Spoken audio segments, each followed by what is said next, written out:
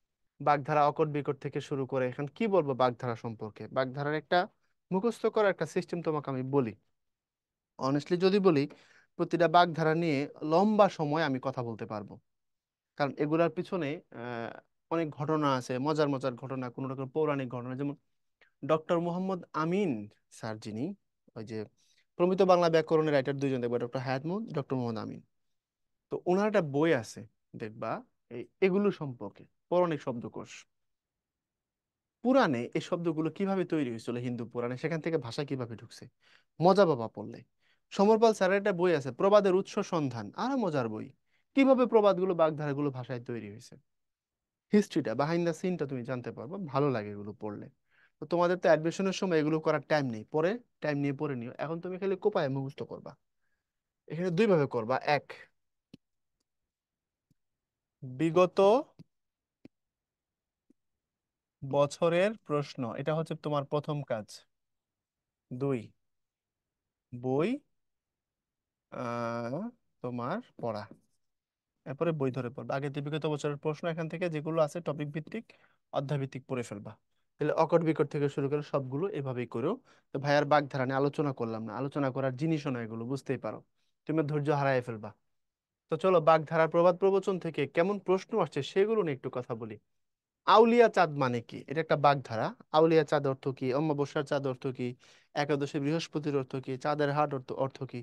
তো চলো দেখি। আউলিয়া চাঁদ মানে হচ্ছে তোমার পবিত্র তিথি, হাতের নাগালে, বিচলিত ব্যক্তি, দুর্লভ বস্তু, বিচলিত ব্যক্তি।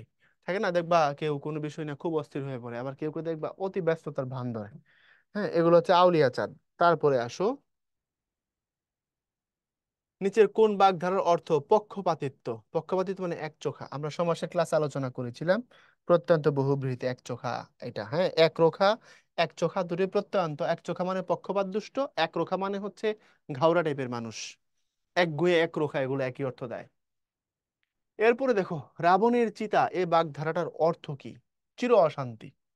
এটা চিতা তো আগুন বোঝায় না, চির অশান্তি হচ্ছে রাবণের চিতা। আচ্ছা, তারপরে যদি দেখি, সাত পাঁচ ভেবে লাভ নেই, এখানে ব্যবহৃত বাগধারাটি কোন অর্থ প্রকাশ করেছে। সাত পাঁচ, আমরা বললাম না এত চিন্তার কি আছে, চল করে ফেলি, এত ভাবিস না, অর্থাৎ নানা প্রকার চিন্তা করার দরকার নাই, চল অ্যাকশন বলে নেমে পড়ি। কুল কাঠের আগুন, এটার অর্থ কি, তীব্র যন্ত্রণা, দীর্ঘস্থায়ী জ্বালা, ধ্বংসাত্মক কাণ্ড, অসম্ভব কাণ্ড, তীব্র যন্ত্রণা। রজ্জুতে সর্পজ্ঞান, এটার অর্থ বিভ্রম, প্যাঁচ লেগে যাওয়া। এরপরে হাল বায়না তেরে গুত হয়, বাগদানের অর্থ কি, কুকাজে পটুত্ব। এটা একটা হিস্ট্রি আছে, হ্যাঁ এটা আমাদের এলাকায়, এটার একটা ঘটনা আছে তাই বলি। আমাদের এলাকায় বলে যে আলো তেজ নেই হাতারও তেজ আছে, এটা ব্রাহ্মণবাড়িয়ার ভাষা, কেউ শুনলে হয়তো কিছুটা বুঝতে পারে। আলো তেজ নেই হাতারও তেজ আছে মানে হাল বাওয়ার সময় তেজ নাই, সাঁতারের সময় তেজ আছে মানে গাং বা নদী পার হয়ে ওই পারে যাইতে হয় হাল চাষ করার জন্য। ধরো গরু নিয়ে গেছে, এদের মধ্যে একটা গরু এখন হাল চাষের সময় সে হাঁটে না, অলস, শুয়ে পড়ছে, বা এমন ভাব দেখাচ্ছে যে সে মরে যাবে। কিছু গরু আছে এমন, বিশ্বাস করতে তোমার কষ্ট হবে, বাট এটা সত্য, আমি দেখেছি নিজে। হাল চাষের সময় কাদার মধ্যে শুয়ে পড়ে, আর হাঁটবে না, অলস থাকে না, সব শ্রেণীর মধ্যে এটা আছে। এখন ধরো কৃষক হতাশ যে এটা দিয়ে হাল চাষ হবে না, ঠিক আছে লাঙল দিয়ে ছেড়ে দিছে, ব্যাক করতেছে, এবার সে আগে আগে ব্যাক করে। এতক্ষণ কিন্তু শক্তি নাই, শুয়ে পড়ছিল কাদার উপর, হাত পা উল্টাই দিছিল, কিন্তু এখন ফেরার সময় দৌড়ে সবার আগে চলে আসতেছে, লাফ দিয়ে পইরা গাং পার হয়ে নদী পার হয়ে চলে যাচ্ছে। এর মানে হালের সময় তার তেজ ছিল না, সাঁতার দিয়ে এখন ফিরে আসার সময় বেঁচে গেছি, এখন তার খুব তেজ। হালে তেজ নাই, সাঁতারে তেজ। এটাই হচ্ছে কাব্যিক কথা, পুস্তকে আসছে হাল বায় না তেরে গুতোয়। অর্থাৎ একটু ঘুরে এখানে বলা হয়েছে হাল চাষ করার সময় সেটা নিতে পারে না, বা তখন অ্যাক্টিভ হয় না, তখন সে টানে না জোয়াল, বা তেরে গুতোয়, অর্থাৎ গুতাইতে আসে ঠিক, এটা করার সময় সে খুব পটু, হাল চাষ করার সময় নাই। বুঝতে পারছো কথাটা? মজা আছে এগুলোর পিছনে। স্বল্পকাস্থায়ী হুজুগ, সুদূর সন্ধানে, সংকটে পড়া, কুকাজে পটুত্ব, কামের কাম না, আমরা বলি অকাজের নায়ক। বুঝছো? কুর্ম অবতার, অসহায়, সংকীর্ণ চিত্ত, অভিজাত, অলস। অলস দেখো, একটু সবগুলো ব্যতিক্রম বাগধারা দেখতেছো না, সমাজের প্রচলিত বাগধারা কিন্তু কম আসে ইউনিভার্সিটিতে, খেয়াল করে দেখো। অন্তর টিপুনি বলতে কি বোঝায়, গোপন কথা, গোপন ব্যথা, বিপদ, গভীর প্রেম, গোপন ব্যথা, একদম ভিতরে লাগে এমন গোপন ব্যথা। গৌরচন্দ্রিকা বলতে কি বোঝায়, গৌরচন্দ্রিকা মানে হচ্ছে কথা বলা, চাঁদের মতো বর্ণ, ভূমিকা, উপসংহার। গৌরচন্দ্রিকা বলতে কি বোঝায়, দেখো, গৌরচন্দ্রিকা উপসংহার না ভূমিকা, এটা নিয়ে কিন্তু তুমি প্রথমেই ভেজালে পড়ে যাবা। কথা বুঝতে পারছো? যেহেতু ভূমিকা উপসংহার তোমার একই বিষয়ের দুইটা পার্ট আর কি, কোনো কিছু লিখলে প্রথমে ভূমিকা থাকে পরে উপসংহার থাকে, এই জন্য ভেজাল হইতে পারে। তো মনে রেখো গৌরচন্দ্রিকা মানে হচ্ছে ভূমিকা, শুরুর অংশটা ডিটেইলে বলে, এটাকে গৌরচন্দ্রিকা বলে। তারপরে কুলকাঠের আগুন, আমরা একটু আগে পড়ছিলাম, তীব্র যন্ত্রণা। এরপরে গয়াঙ্গচ্ছ, বাগধারীর অর্থ তিরস্কার, ঢিলেমি। তারপরে ছটফট করা। তারপরে অন্ধ অনুসরণ। অন্ধ অনুসরণ মানে হচ্ছে তোমার গড্ডলিকা প্রবাহ, এটা নেওয়া যাচ্ছে না। তিরস্কারও নেওয়া যাচ্ছে না, ছটফট করাও না, তাহলে ঢিলেমিটা ভালো উত্তর। গয়াঙ্গচ্ছ মানে ঢিলেমি। খয়ের খা, বাগধারাটার অর্থ কি? খয়ের খা মানে হচ্ছে তোমার ধামা ধরা, যে হচ্ছে পাম্পটি মারে, তেল বাজার কি। ভূতের বেগার, বাগধারার অর্থ কি? অযথা শ্রম দিলাম, কোনো কিছু পাইলাম না, ভূতের বেগার খেটে গেলাম। বুঝতে পারছো? তুমি প্রচুর শ্রম দিছো, প্রচুর কষ্ট করছো, কিন্তু কিছু পাও নাই। সারা জীবন ভূতের বেগার খেটে গেলাম, কিন্তু বিনিময়ে কিছু পেলাম না, এটার নাম হচ্ছে অযথা শ্রম। আচ্ছা, সামঞ্জস্য রয়েছে, হ্যাঁ ঠিকই তো আছে, অযথা শ্রম। এরপরে হচ্ছে শ্রীঘর, জেলখানা, নো ডাউট। এরপরে হচ্ছে তোমার প্রবাদ প্রবচন। প্রবাদ প্রবচন মানে হচ্ছে উত্তম কথা। বাগধারা প্রবাদ প্রবচনের মধ্যে পার্থক্য হচ্ছে, প্রবাদ প্রবচন সাধারণত একটা নেগেটিভ হয়, এটাকে ব্যাখ্যা করে গিয়ে একটা ফাইন্ডিংস পাওয়া যায়। আর বাগধারা উপমা খোঁচা দেওয়ার জন্য, কথাকে সুন্দর করার জন্য ব্যবহার করা হয়। ওকে। প্রবাদের ক্ষেত্রে বা প্রবচনের ক্ষেত্রে এগুলো জীবনের দার্শনিক একটা বিস্তৃত সত্যকে সংক্ষিপ্ত আকারে প্রকাশ করে। এটা প্রবাদ প্রবচনের সাথে বাগধারার মূল বা বেসিক পার্থক্য। 21, 22, 22, 23 আসছে, আসছে রাজশাহী ইউনিভার্সিটিতে, ঢাকা বিশ্ববিদ্যালয়ের ডিতে আসছে অনেক আগে, বিতে আসছে সর্বশেষ 11, 12-তে। সম্ভাবনা যে খুব বেশি তা না, তবে পড়ে ফেলায়ও উপকৃত হবা। চলো, কিছু জিনিস তুমি কমন দেখবা, দুই জায়গাতেই থাকে, থাকতেই পারে, কোনো অসুবিধা নাই। আমরা একটু প্রশ্ন দেখি। অশ্বের চালক এক কথায় কি হয়? জকি, কাঁধি, সাদি, ঘটক। এটা অশ্বের চালক, রেডিও জকি বা তোমার এই হিসাবে আরব বিশ্বের বিভিন্ন জায়গায় চলে, কিন্তু মূলত বাংলাদেশি ভাষা এটা হচ্ছে কাঁধি।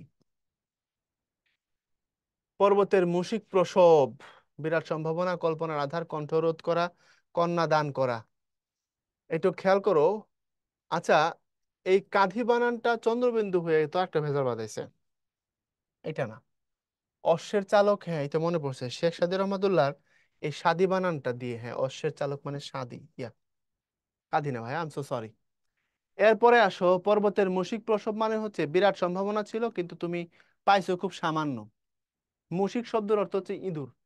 এখন বিশাল একটা পাহাড় যদি একটা ইঁদুর প্রসব করে, পাহাড় ছিল বিশাল, প্রসব করছে ইঁদুর, পাইছো বিরাট কিছু হওয়ার সম্ভাবনা ছিল, খুব সামান্য কিছু হয়েছে। ওই অর্থে আমরা কল্পনার আধার নিতে পারি। বড় শালিকের ঘাড়েরও, প্রবচনটি যথার্থ অর্থ, কষ্টের উপর আরো কষ্ট, দুরারোগ্য ব্যাধি, বড়োর ভীমরতি, নতুন যৌবন প্রাপ্তি। বড়োর ভীমরতি।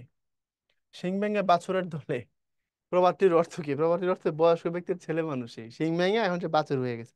বাছুরের তো সিং থাকে না, বড় বুইড়াটা সিং থাকে। তো সিং ভেঙে সে বাছুর হয়েছে, আর মানে বয়স্ক মানুষের ছেলে মানুষই। অর্থহীন অপব্যয় প্রকাশ করে কোনটা? মশা মারতে কামান দাগা, ভস্যে ঘি ঢালা, অধিক সন্ন্যাসীতে গাজন নষ্ট, গরু মেরে জুতা দান। উপরের দুইটা, মশা মারতে কামান দাগা আর ভস্যে ঘি ঢালা, এই দুটোই কাছাকাছি যায়, তবে মশা মারতে কামান দাগাটার মূল অর্থ হচ্ছে সামান্য কাজের জন্য বিরাট আয়োজন, এটা অপব্যয় হয়। তবে ভস্যে ঘি ঢালা এটা মারাত্মক ভাবে মিলে। তুমি ছাই বর্ষ হয়ে গেছে, পুরো সব ছারখার হয়ে গেছে, তারপরে সেখানে ঘি ঢালার তো দরকার নেই। যদি আগুন থাকে, যদি আগুন থাকে, ওই অবস্থায় তুমি যদি ঘি ঢালো তাহলে ঠিক আছে, সেক্ষেত্রে ভস্যে ঘি ঢালাটা ভালো। আর মশা মারতে কামান দাগা যেটা, এটাও অপব্যয় মিন করে, তবে তার সাথে আরেকটা সম্পর্ক আছে, সেটা কি? সেটা হচ্ছে সামান্য কাজের জন্য বিরাট আয়োজন, তো এটাও যায় এটাও যায়, এখন যাবা কই, অর্থ কোনটা নিবা? ভালো মতো তো দুটোই যায়, অর্থহীন অপব্যয়। মশা মারার জন্য কামান নিয়ে আসছি আমি, মশা মারতে কামান লাগে, থাপ্পড় দিলেই হয়, তো নিব কোনটা এখান থেকে? বর্ষে ঘি ঢালাও তো হয়, তুমি ছাই বর্ষের উপরে ঘি ঢালতেছো, ঘি ঢালবা তো আগুনের উপর, তাহলে আগুনটা আরো জ্বলবে, ভস্ম মানে ছাই হয়ে গেছে, তারপরে ঘি ঢালতেছো, এটাও তো অপব্যয়। তো বোথ আর কারেক্ট। বুঝছো কাহিনীটা? এখন বইতে যেটা লেখা থাকবে এটা উত্তর নিয়ে নিও, আমি তো ব্যাখ্যা করে দিলাম ভাইয়া। বইতে যদি হুবহু কোনোটা পাও যে এটাই আছে, তো ওটাই উত্তর। বইতে কোনটা আছে আমি আমি শিওর না, আমার মনে হয় দুটোই আছে, তবে এটা থাকার সম্ভাবনা বেশি, উপরেটা কেন জানি মনে হচ্ছে আমার। তোমরা বই থেকে মিলিয়ে নিও। বিষ্ণু তার কল্পনা চক্কর, ভাবসাব বেশি আর কি। অক্ষম ব্যক্তির বৃথা আস্ফালন, কিছু করতে পারবো না কিন্তু বিশাল ভাব আছে, এরকম কিছু মানুষ আছে, এটা হচ্ছে এই। কোনটি প্রবাদ? বোমা ফাটানো পাড়াপড়শির চক্ষুশূল চড়াই উতরে ধর্মের কল বাতাসে নড়ে। ধর্মের কল বাতাসে নড়ে মানে যা সত্য সেটা প্রকাশিত হবেই হবে। এরপরে ভানুমতির খেল, এটার অর্থ হচ্ছে ভেলকিবাজি, এমন ভাবে তোমার হচ্ছে খেল দেখাই দেওয়া, মানুষ বুঝতেই পারলো না কি হয়েছে। ঘুঘু দেখেছো, ভাত দেখোনি, বাক্যটির বিশিষ্টার্থ কি? বিপদগ্রস্ত হওয়ার ভয় দেখানো, যে তুমি ঘুঘু দেখছো, ঘুঘুর ফাঁদ দেখো নাই, আমার সাথে 2 নম্বরই করো, এমন ভাবে বিপদে ফেলামু একদম সোজা হয়ে যাবা। কোনটি প্রবচন? ধরাকে সরা জ্ঞান করা, ফুলের গায়ে মূর্ছা যাওয়া, পুরনো চাল ভাতে পারে, দুধের স্বাদ ঘোলে মেটানো, পুরনো চাল ভাতে পারে। এরপরে এর মধ্যে প্রবচন কোনটি? আমরি বাংলা ভাষা অতিভক্তি চোরের লক্ষণ, এটাই, আর যাওয়ার দরকার নেই। তেলও কম ভাজাও মচমচে, সামান্য উপকরণের যথাযোগ্য ব্যবস্থা, কম তেলে মচমচে ভাজা, টাকা দিছো কম, আউটকাম খুব বেশি, এমন কিছু হলে এটা বলা হয়। তো এই ছিল তোমাদের সাথে আয়োজন, আমরা শেষ করব। ভালো থাইকো, পরের ক্লাস নিয়ে আবার কথা হবে, ততক্ষণ পর্যন্ত সবার জন্য শুভকামনা। আল্লাহ হাফেজ।